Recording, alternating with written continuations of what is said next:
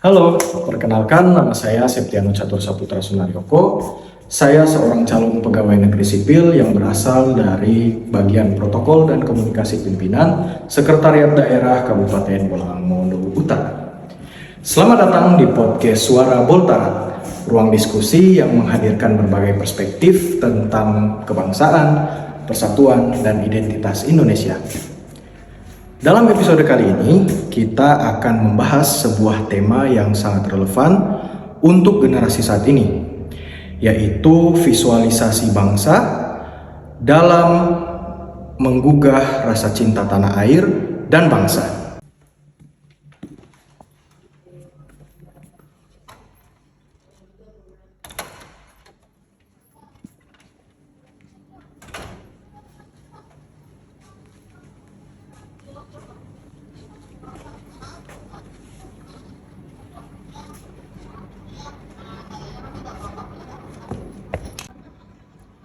Di era digitalisasi seperti sekarang ini, rasa cinta tanah air tidak hanya dapat diwujudkan melalui upacara atau simbol-simbol kenegaraan, akan tetapi rasa cinta tanah air dapat disampaikan melalui media sosial, karya visual, konten kreasi, atau bahkan film. Kali ini saya ditemani oleh teman-teman saya yang akan berbagi sudut pandang mereka tentang visualisasi kebangsaan. Untuk itu kita langsung ke sesi perkenalan. Halo, saya dengan Dr. Greti Karolita Rutukahu, biasa dipanggil Dr. G. Saat ini saya CPNS di Kabupaten Bolang Mondow Utara, penempatan di Puskesmas Buko. Halo, nama saya Juwita Puspita Yamin, biasa dipanggil Juwita. Saya CPNS di Dinas PPKB PPPA. Halo, nama saya Titi Kemala Sukma Patajeno, CPNS Kabupaten Bolang Mondow Utara di Kantor Badan Pengelolaan Keuangan dan Pendapatan Daerah. Oke, yang pertama kita mungkin mulai dari pertanyaan dasar. Pertanyaan pertama akan saya tanyakan ke narasumber yang pertama atau ke Dr. G. Dokter, menurut dokter apa makna bangga berbangsa dan bernegara Indonesia? Ya, jadi menurut saya bangga berbangsa dan bernegara itu berarti kita menunjukkan sikap menghargai identitas negara. Bagaimana kita tahu asal-usul bagaimana sampai negara kita merdeka, bagaimana kita melestarikan budaya, dan terutama bagaimana kita menjaga supaya persatuan yang ada itu tetap terjaga.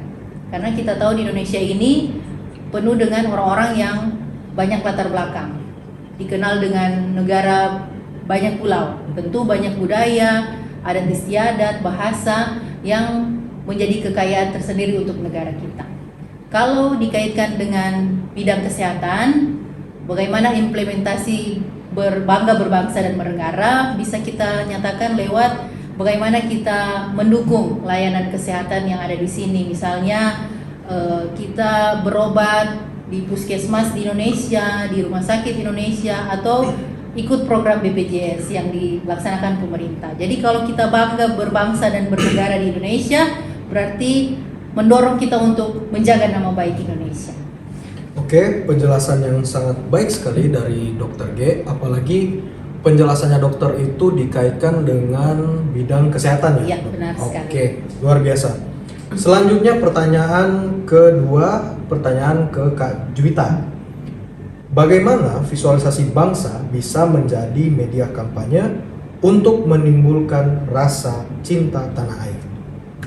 Baik, berbicara tentang visualisasi, visual itu menyampaikan berita secara cepat dan emosional. Kenapa dikatakan emosional? Misalnya, kita melaksanakan upacara kemerdekaan di 17 Agustus ataupun memperingati hari-hari pahlawan. Pada saat kita melihat bendera merah putih berkibar, di situ kita memiliki rasa mencintai, rasa bangga berada menjadi bangsa Indonesia. Nah, visualisasi ini juga mencakup berbagai macam hal, bukan hanya sekedar gambar. Bisa saja berbagai jenis digitalisasi seperti poster, film, musik, bahkan budaya-budaya yang modernisasi. Nah, oleh karena itu visualisasi ini bisa mencakup banyak hal untuk meningkatkan nasionalisme bangsa dan anak-anak generasi muda. Oke, penjelasan yang sangat luar biasa sekali lagi dari Kak Juwita. Sekarang saya langsung ke narasumber yang ketiga atau bisa dipanggil Kak Titi. Oke, untuk Kak Titi, pertanyaannya adalah apa peran generasi muda dalam kampanye Bangga Berbangsa dan Bernegara di era digital? Ya, terima kasih. Jadi bicara generasi muda ini kan kita semua yang ada di sini generasi muda semua. Kita melakukan hal-hal yang sering kita senangi sekarang ini. Contoh bermain sosial media, baik itu TikTok, Instagram. Nah, bagaimana caranya kita menggunakan media sosial kita ini dengan cara yang baik? Bisa digunakan untuk mengkampanyekan hal-hal yang berbau positif, mengkampanyekan tentang rasa cintai negara dengan tidak mentolerir segala hoax. Karena kita tahu sekarang ini banyak sekali hoax yang bertebaran di sosial media. Kita sebagai generasi muda, sebagai calon pegawai negeri sipil, kita harus menunjukkan cara mencintai bangsa dan negara kita ini lewat sosial media kita. Itu mengkampanyekan hal-hal positif. Oke, penjelasan yang sangat baik sekali lagi dari narasumber ketiga atau Kak Titi. Selanjutnya adalah part yang mungkin bisa dibilang part terakhir dari podcast kita kali ini. Nah, untuk itu mungkin saya ingin bertanya ke semua narasumber, ke ketiga narasumber ini, apa bentuk sederhana yang bisa dilakukan untuk menunjukkan rasa bangga berbangsa dan bernegara? Dan mungkin untuk jawabannya boleh saya random, mungkin acak siapa yang bisa? Mungkin yang pertama langsung dari Kak Titi. Ya, saya rasa masih berkaitan dengan yang tadi ya. Kita mengkampanyekan rasa berbangsa dan bernegara, dan mari kita sama-sama stop hoax dan kita menunjukkan rasa cinta dan bangga kita sebagai warga negara Republik Indonesia. Oke. Selanjutnya mungkin dari Dr. G. Oh ya, jadi bentuk sederhana bagaimana kita bangga berbangsa dan bernegara. Mungkin kita harus belajar mengenal dan melestarikan budaya yang ada di sekitar kita. Terutama kita saat ini kan sementara CPNS di Kabupaten Bolang Mongondo Utara. Jadi kita harus belajar mungkin bahasa di sini, budaya. Selain untuk membantu interaksi kita dengan masyarakat, bisa juga dalam bidang kesehatan ya pelayanan. Karena banyak juga masyarakat yang memakai masih bahasa asli di sini ya. Oke, selanjutnya dari Kak Juwita, silakan. Kalau dari saya tidak banyak. Salah satu bentuk dari cinta tanah air kita sebagai bangsa Indonesia cukup menggunakan produk lokal. Oke, mungkin saya akan rangkum sedikit ya beberapa jawaban dari ketiga narasumber ini yang kebetulan juga teman-teman saya. Dari yang saya tangkap, cinta tanah air dan bangsa itu, apalagi khususnya dari kita yang masih CPNS ini, khususnya CPNS Bolang Mongondo Utara.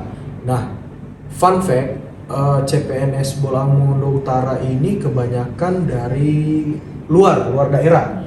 Nah, dan orang-orang dari luar daerah ini ketika kita menjadi CPNS di Kabupaten Bolang Mongondo Utara, mau tidak mau dan harus ya, ini harus karena apa? Karena mungkin dari pada dasarnya kita kan sampai di sini mungkin sudah ganti KTP dan lain-lain.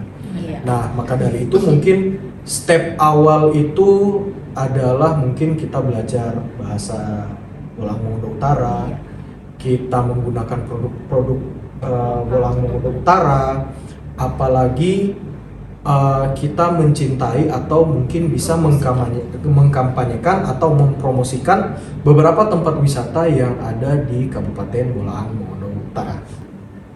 Saya sebagai host bersama rekan-rekan saya pamit undur diri. Bangga menjadi Indonesia, salam persatuan.